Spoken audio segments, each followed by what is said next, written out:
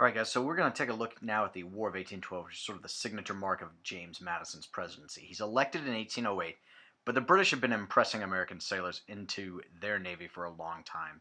They were encouraging Native Americans to attack the American settlers, and at this point, the United States had pretty much had enough of being pushed around by the British. And so Madison may have been a little bit reluctant to go to war, but he wasn't afraid of it. And with big push from the war hawks, the guys who were encouraging war, Madison is sort of pushed into this position that maybe not have been the best course for the United States. But in 1812, America's focus wasn't on the president or his first lady.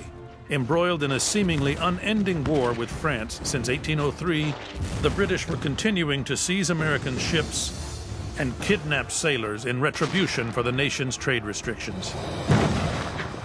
James Madison, he just decides enough is enough. We have to declare war on Britain. He asks Congress to do so, and Congress does, but it's the narrowest vote to declare war in American history. The United States wasn't prepared to fight a war. The British, on the other hand, had been fighting one for years. The amazing thing about the War of 1812 is that the United States declared war against the greatest superpower on the planet. Well, really, the United States had very small military at the time. There was very little we could do.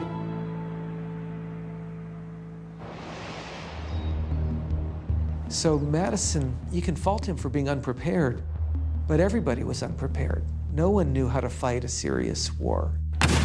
And it wasn't really until the Civil War that we learned what it would mean to have a large army.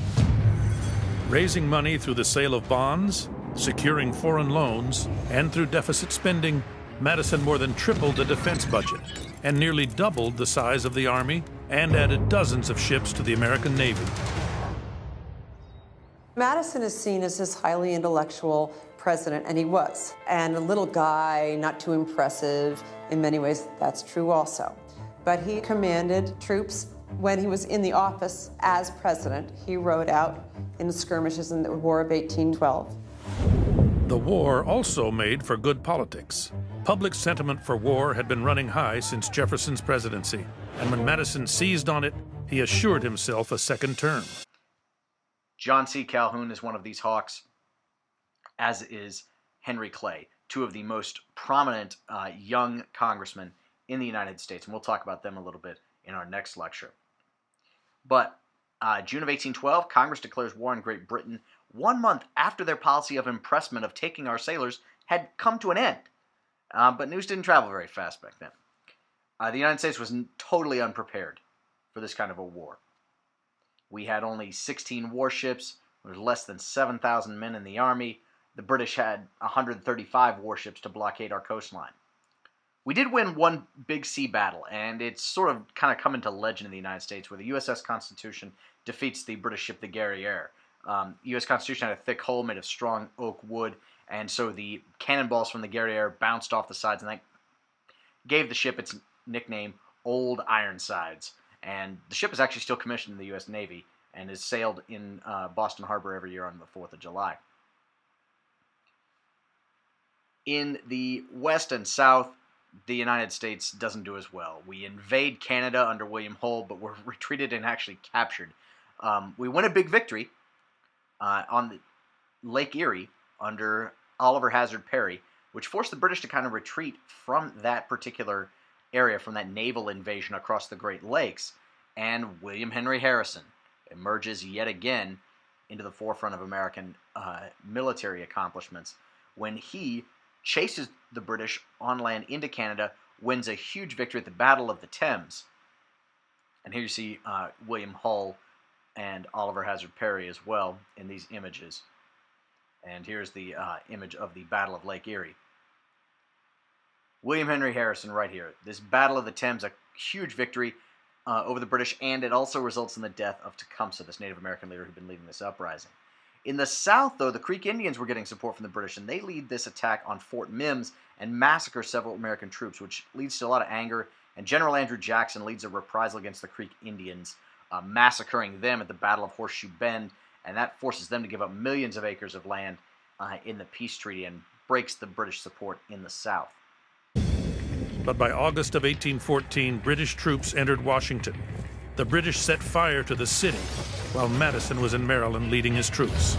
It's his wife, of course, Dolly, who's home at the White House when the British come in to the city and start burning Washington. She rescues the portrait of George Washington and has the servants break the frame because it's bolted to the wall so she can roll up the canvas and take it with her. The burning of Washington was a true disaster for the United States, at least at the moment.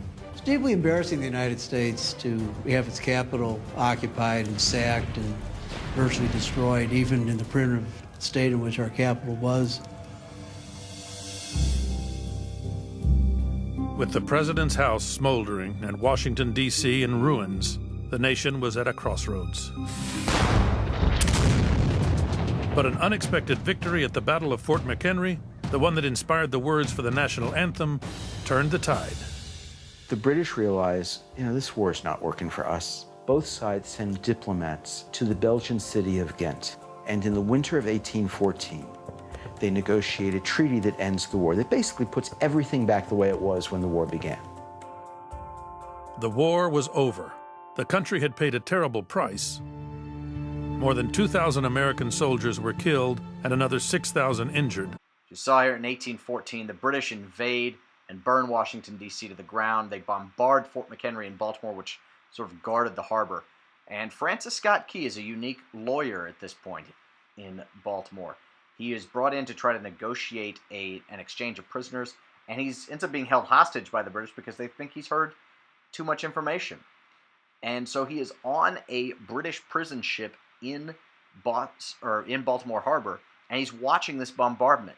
And as he does it, he takes out pen and paper, and he's moved to write this poem called the Star-Spangled Banner, which will become our national anthem.